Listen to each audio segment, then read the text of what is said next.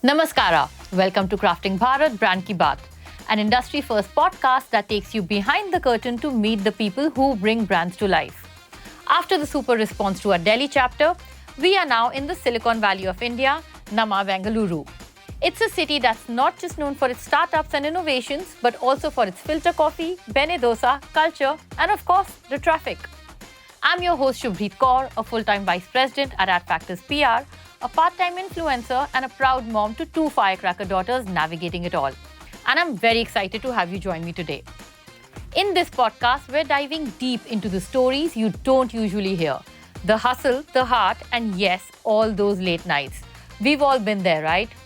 It's about celebrating the creative chaos and the unsung icons behind the brands that inspire, innovate, and shape our narrative. This series is proudly brought to you by Newsreach, India's leading PR tech platform, in association with VC Circle and powered by HT Smartcast. A big thank you to our gifting partner Charles & Co., our mental wellness partner Carabams Group, our venue partner The Magic House Studio, our wardrobe partner Farm Loom, and stylist Rupali for making this chapter extra special. Joining me today are two awesome people whose stories are going to leave you inspired. Priya Patankar and Prasid Banerjee. And before we jump into the segments of the episode, I just want to say that I'm very, very excited about today's podcast because both these people are well known to me. Priya Patankar from PhonePe, it's just great to have you here. You've known Prasid for a very long time. And Prasid, you and I work very closely at the Center of Excellence at Adfactors. And you're also a podcaster, so no pressure on me to perform today. Let's just see how this goes. But yes, super excited about today. And this is going to be like a living room conversation where you guys are just watching. So, because this is a podcast about comms and PR, and everyone knows pitch is a huge part of it. As part of the introduction, we'd like you to pitch yourselves to us. And Prasid, you would agree, clients first, ladies first. So we'll start with you, Priya. Thank you so much. Excited about this. Excited about doing this with Prasid, who I've known for several years now. So pitching yourself is always hard, but anyway, here goes. I'm a wordsmith with 25 years of working. Currently making magic with words at PhonePe, which is one of India's largest fintechs. I multitask. My team jokes I have more than 5 hands. So on any given day, you can see 2. The other 3 are hidden. On any day, I'm managing internal, external comms, events, all with the zen of a yoga pose. In another avatar, I used to manage product marketing, demand generation, and internal comms for various brands. Current passion and love is fitness, reading, and the true belief that every tree deserves a hug. Wow, absolutely love that. You've got to top that with your intro. Yeah, I can't. That was very good. I can't top that. Seriously very good. I can't top that for sure. I can especially see huge experience of comms right there. Exactly. And I can't top that, especially that's what I was about to say, because I was always the journalist. Never had to pitch myself. Never. That wasn't. Go for it. You're in the spot right now. That was the point. But no, I built my career on chaos. It was built on chaos, and I still go looking for chaos. I know which sounds very bad in the professional ecosystem, but I think given where we are today and how the world is going, and I think chaos makes sense, and so I just go looking for chaos, which is why we also do thought leadership the way we do at Adfactors. We try to sort of change things and pitch new ideas. So my entire pitch is, if you want somebody who will sort of bring chaos and then try to bring order out of it. That's what I like doing, and that's what I want to do for the rest of my career, and that's pretty much who I am. Given how much we work together, I can, testify that what he's saying is true. Yeah, but he seemed very zen to me when I worked with him. So he still is zen. Like every time I need something done and I need the calmer voice, I'm like, you go talk, it'll be better, yeah. Like I said, order from the chaos. There's a method to the madness. Yeah. Priya, you've been at the helm of Corpcom for the longest time and now with one of India's biggest, fintech companies. What does storytelling mean to you in today's, digital first, tech-driven world? How has it changed from before? See, fortunately for me, UPI has been such an interesting story that it tells itself. I mean, this is tech which was made in India, made for India. Something like this has never been done. And it's been so hugely successful, and now we are taking it outside, right?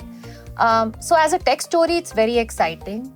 Prasid, as a tech journalist, say that because finally this is Indian tech which the world is noticing, right? Yeah. But at the end of it, I think the part of my job which I like and generally which resonates strongly is at the end of the day the impact this is creating.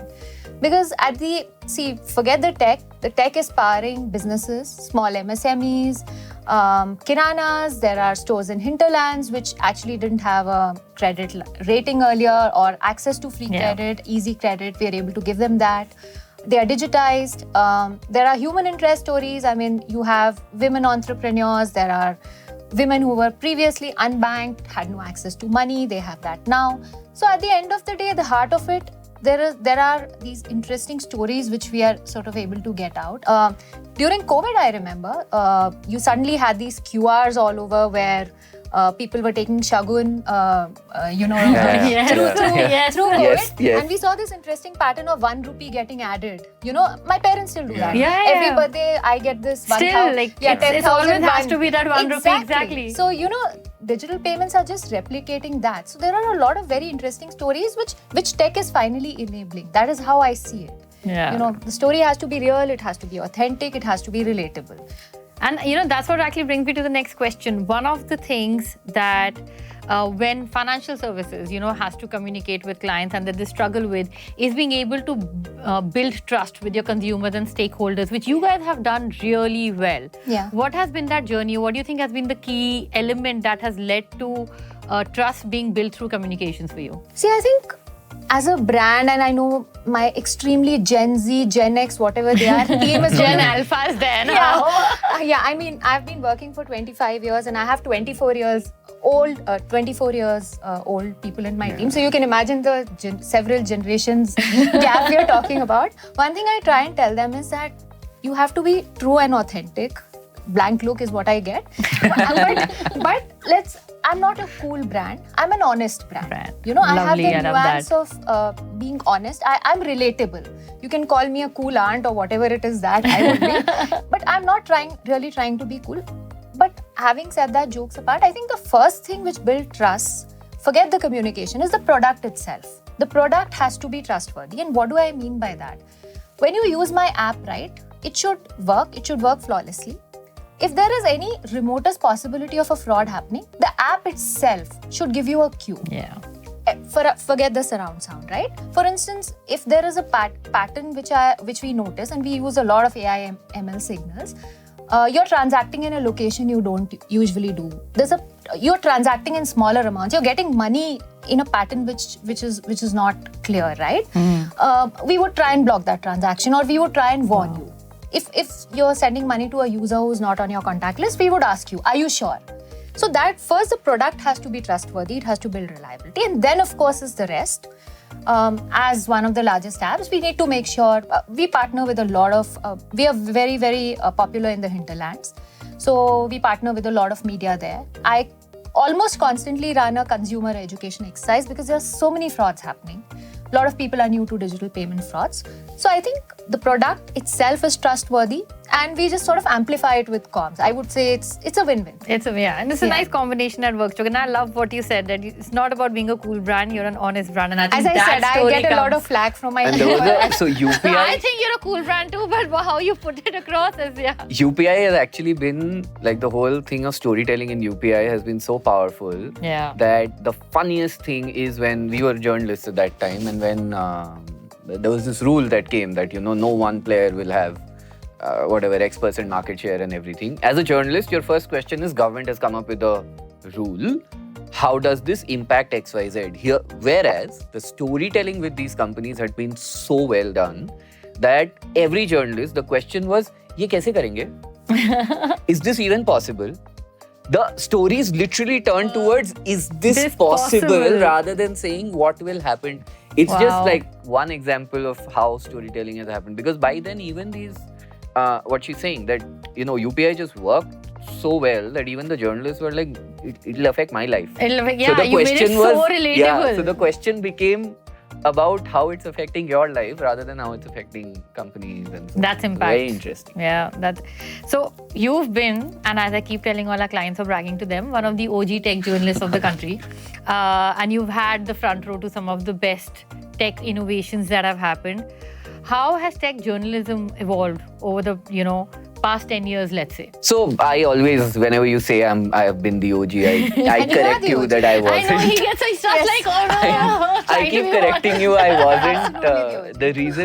The reason being, see, tech journalism in India started in the 90s, and of course, evolutions happened. Originally, we knew it as IT services, and we would do IT. Like what we keep saying is, we had to fight. We sort of had to go outside the media ecosystem, work at companies that weren't necessarily, media the way we know it. In order to come back to the media and say that, look, we know technology and we can talk about technology. But while there was a change, it started from IT, then this whole gadgets and all of that took over, and then social media came, and there was this sort of confusing moment where there were people calling themselves tech journalists, but they were actually social media reporters.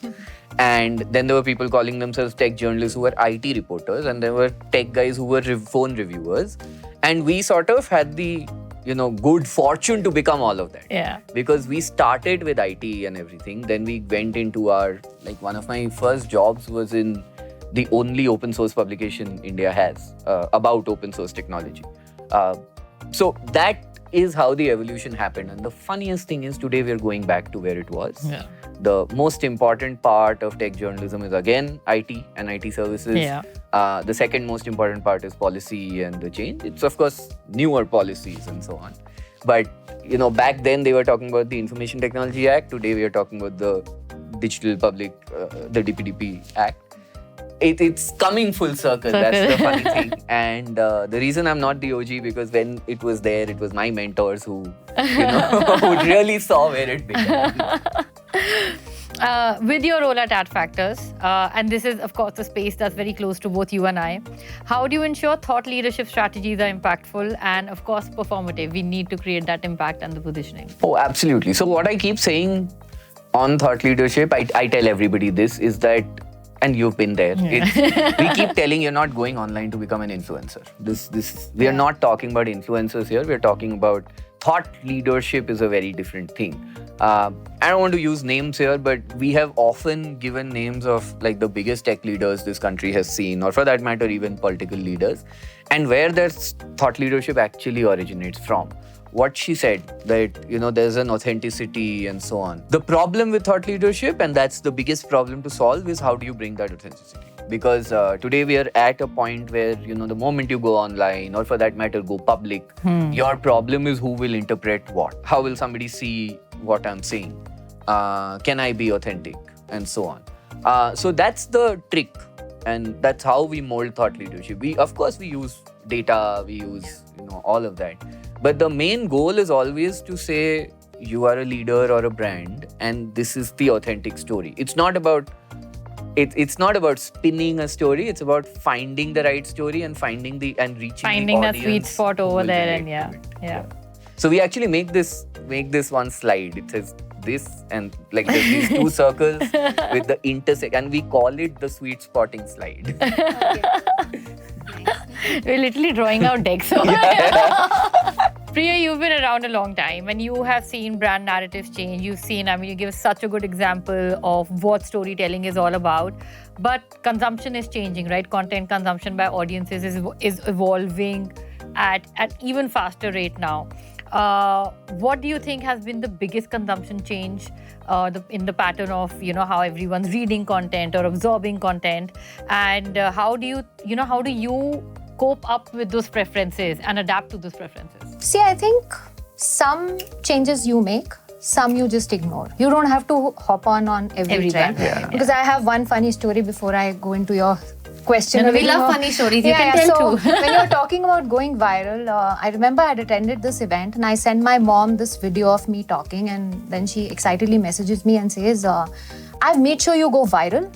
All WhatsApp groups full of all her 70-year-old friends are now watching the video. It's such a mom thing to do. Now just letting you know, if this goes viral in any way among 70-year-old demographics, you know who to thank. I have my mom who'll make sure 70-year-olds are watching this. So yeah. So there goes. So that's the desperate need to go viral. In my head, when my mom said that, I was like, okay, now if we have 70-year-olds talking about going viral, we have a problem. So I think going back to your question, in terms of consumption patterns, what's really changing is everything is very visual. It's short. It's digital first. If I'm writing a press note also, I mean, even very traditional medium, I'm thinking digital first. How will this look in digital? And then maybe we might or might not get print. So I think that's changed. These are more traditional mediums. Tweets become news. Most journalists, by the way, tweet. There are press releases, I send them, and then I see my entire mail is a tweet. And then that gets shared. So I think the world is just wired very differently to when we started, working. We're also dealing with a generation which has a very short attention span. Don't bore us. Even if I'm trying to teach them how to stay safe from digital payment frauds, it has to be in very bite-sized bits. Yeah. Very visual, very bite-sized bits, very relatable. So I think I've had to adapt. I'm not even kidding. When Gen AI came a few years back, right, I ignored it for probably 2 years is when it started. And I ignored it for a while. I said, it's fine. I'm a good writer. I'll figure it out. But now I see the advantages. The point is we can't sort of be fixated on how we've worked and ignore things which are there. So I think in terms of strategizing how I think of comms now, it is digital first, but print is still the gold standard. Yeah. Especially when it comes to a lot of I think the credibility audience. aspect comes from that, and maybe the virality, like you said, or the popularity or visibility of it maybe gets enhanced by the digital first And virality approach. is easy. Sometimes you don't know what will go viral, and just for the wrong reasons. So Yeah, you have to be also very careful with the crisis angle over here. The way I actually look at it is, we say print is still king and so on. I don't want to disagree with it because I've been a print journalist for so long. But having said that, those old days of journalism where there would be a guy standing on the road saying, read all about it, read all about with the newspaper. Of course, that print is not going to come back. But what I'm saying is there was a concept of virality back then also. Right? Yeah. Today we just reach, instead of 100, we reach 1,000 faster or whatever, 2,000 faster. And we tend to think that has an impact, and we need to maybe work towards getting virality, or in depending on what the message is, sometimes work towards not getting virality. I think where the change sort of needs to come is in saying that I need to reach my audience rather than reaching everyone. And the reason print is still king is this. I don't think print is still king because, like for clients and so on, I don't think it's still king because, print.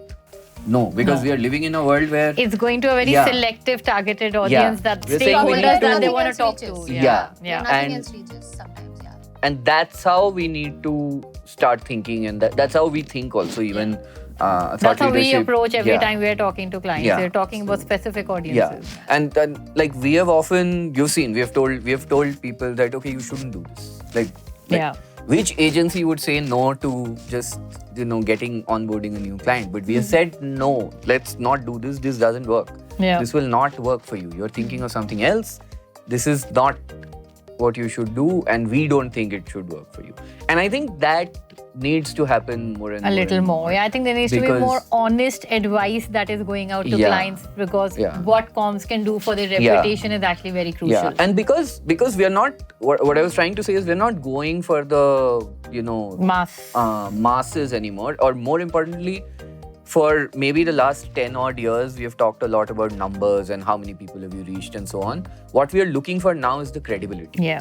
And so if you say that I need to be in a mint or XYZ, it's about that. Can I get you there? Yeah. And how do I get you there? And more importantly, can I honestly tell you that you will get there? Not just to say that, we'll get you there. That's just not gonna work. Too many agencies don't say that though. No, we will very- And so many clients don't want to hear that. Unfortunately, Yeah. Like I said, chaos. Hence the chaos. Yeah. No, so taking on from the changing consumption patterns, I'm going to come on to the flip side. We do media trainings. And media has changed because consumption has changed. So media has also had to evolve to match those consumption patterns. And hence, when we're dealing with CXOs in how to communicate outside, either to the stakeholders or media, that training too has evolved quite a bit. What are some of the key challenges you have faced while talking to CXOs and how they should be talking to the stakeholders? My biggest challenge in India is that we are basically trying to change. We're trying to deal with the monster that we created in a way. We control things so much that our CXOs now can't do without the control. And what we need right now is the lack of that control. Which does not mean that I'm not saying that you shouldn't think about your message and all of that. What I'm saying is, so much has been scripted. The guardrails don't have to be too much. So much. The guardrails also you have to think of in this current context. We have seen certain crises that have happened recently. They have happened because certain people, when they're breaking out of that, they are going the absolute other way. Whereas if you look at the US, there was this very great example, I can't remember the name of the company, of this shipping company. The man tweeted, the CEO tweeted during COVID, it was like a rant that he went on how the shipping industry has these various problems, blah, blah, blah. It took his company to another level because there were so many people who agreed with him. He didn't sit and think of it. It was just right time. The shipping industry, COVID, everybody in that industry was struggling. There were so many people who agreed with him. It became relatable for everyone. And the company suddenly became so big. The same thing sort of would have happened with, let's say, a black buck in India. Had they been able to think of things this way. Rather than saying, here are the 5 things that can go wrong and here are the 50 things I need to do so that it doesn't go wrong. It's not... The internet just sometimes makes you feel like things have gone wrong. Yeah. When they haven't. Haven't actually gone wrong. When they haven't. Yeah. Rage bait is like such a big deal. My God, especially I think I see younger people just getting enraged about non-issues sometimes. Exactly. Yeah. People are complaining about Swiggy and Zomato every day. Yeah. Has it really affected them?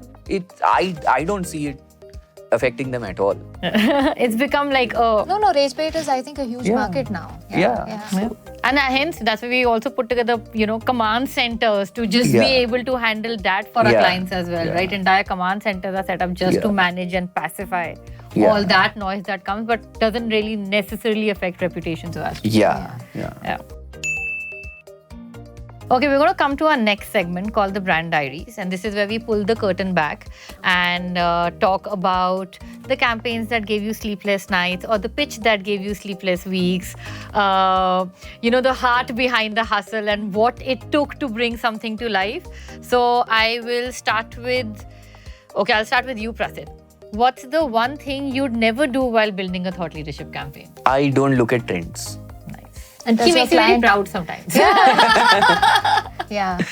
Not overselling, not underselling, not looking at trends.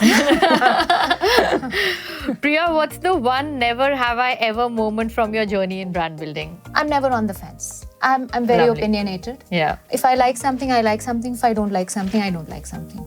And I will not sugarcoat it. If you had to choose between creating a campaign for a tech startup or a legacy brand, which one will excite you more? Legacy, any day. Yeah, legacy. I think tech is just too much like back of his hand thing now. It's easy for him. Maybe these have been part of our childhood memories and we know those. I don't know. I just think there's more creativity to bring in legacy startups than in new age startups. I don't believe in the whole thing that tech startups are creative. If anything, they're not. I've seen this industry so much from inside that, they have VCs who will say we need to do this. They have to justify that cost, this cost, blah. So because of that, it comes down to here are your 5 competitors. They do this. You have to do exactly. Just another color. Yeah. In another color if you want. So there's really nothing that I can do. I can just at best say, yeah, maybe add a extra camera. Or, I mean, sometimes it feels like that, which is why I prefer legacy. And legacy brands, There's a because they transformation have happening. a legacy, then there's There's a transformation something new, happening, new right? direction you're taking them through. Okay. If brands could talk, which one do you think would have the most interesting stories to share? Of course, PhonePe, but other than that. Yeah, I do that for a living. So Any brand that's really like stood out to you in terms of the storytelling?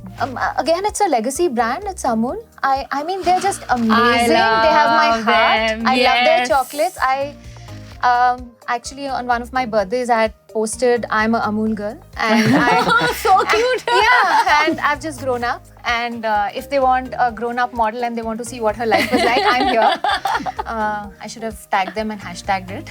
We'll give you this clip so you can do it now.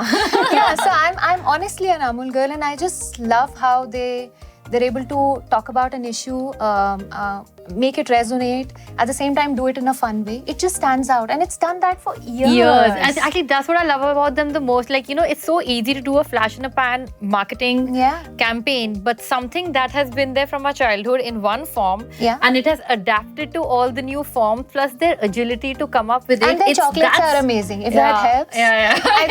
I think it takes another level of genius to survive the test of time and still keep your brand and that presence same alive small section in the newspaper with one small Amul ad, and it just goes viral.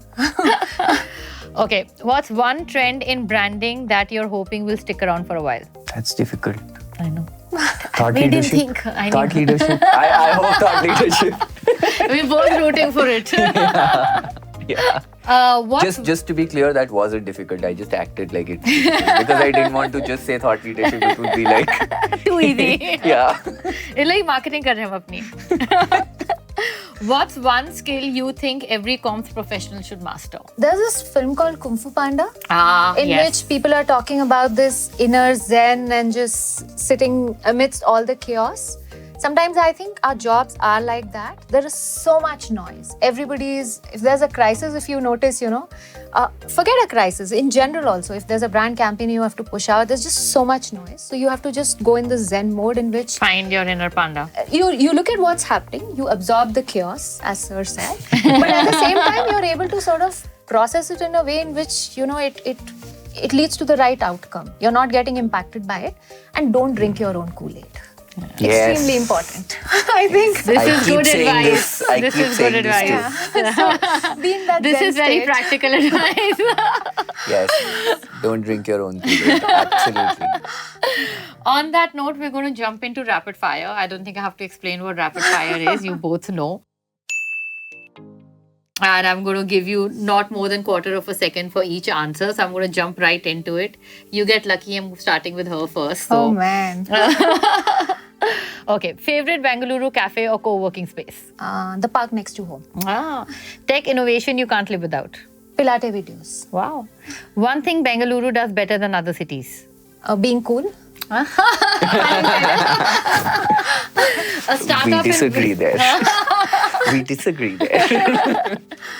I'm in the weather also, besides other things. Okay, we'll give you the weather. A startup in Bengaluru you're inspired by. This is an unusual one. It's called Daily Dump. Okay. And they, shameless plug, they promote composting. I'm a Wow. huge tree hugger and into all things green. So they've actually made composting cool. So big shout out for them. Nice. Yeah, We they're should trying to check do them something out. good. Yeah, that's pretty cool actually. Yeah.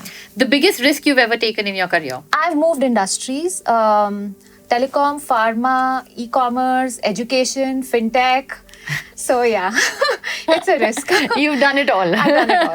Yeah, caught the wave. Early morning or late night brainstorming? What's your creative peak? I'm an afternoon person. When everybody else is in this coffee. Yeah, that we need a black coffee after lunch. I'm at my freshest. Wow. AI friend or foe? Frenemy? I love it. Okay, Prasid, your turn. Client feedback, positive or negative? What motivates you more? What motivates me more? Yeah, Negative. Negative. Really? Negative. Yeah? His Any- rage productivity is insane. Yeah. Oh, you're the Hulk, man. You said I am wrong. Now you see what. It's another level. I'm just like, oh, I just got to sit down. He'll do it all. Okay, wow. Okay. Bengaluru traffic is legendary, and I know you come here often because your sister's here. So, what's the best use of time you've made while stuck in it? Oh, I have written entire 2,000 word stories back when I was in Wind. That gets in board, I'm sure. Yeah, and this has happened multiple times where I've been putting off something for a while, and traffic itna lamba ho gaya. I'm like, okay, I'm out of things to do. वो भी कर लेते हैं फिर. Go-to strategy when a campaign hits a roadblock. Think again. Okay. Like go back to the drawing board. Is what I mean. Nice, yeah. Meetings, virtual or in person? In person. I know.